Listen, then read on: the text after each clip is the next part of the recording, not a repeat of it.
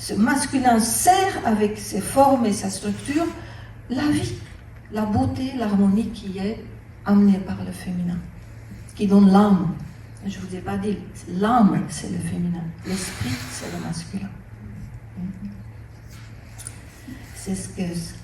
C'est ça je dirais la position juste, la position prospère, la position qui donne vie.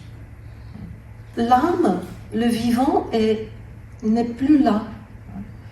L'être est vide de son essence.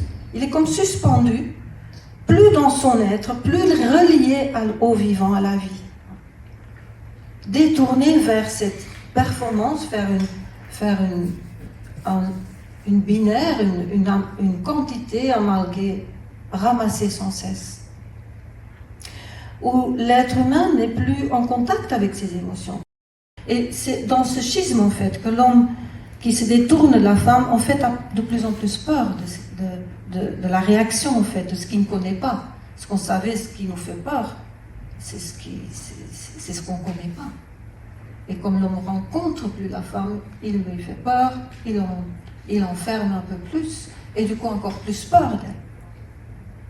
Et comme l'homme a besoin quand même de la femme, en même temps on a peur, ça donne beaucoup ces violences d'hommes qui veulent approprier la femme.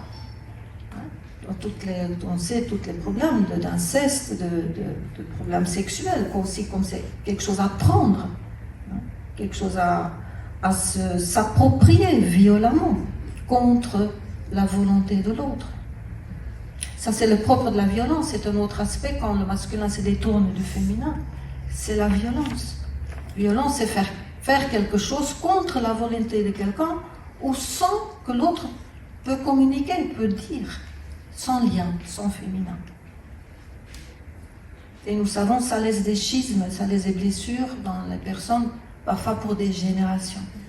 Et cet ensemble est nouveau, vous voyez, c'est plus moi ou toi, qui est le plus grand. On ne peut plus jouer à ça. On va de toute façon ensemble guérir ou périr.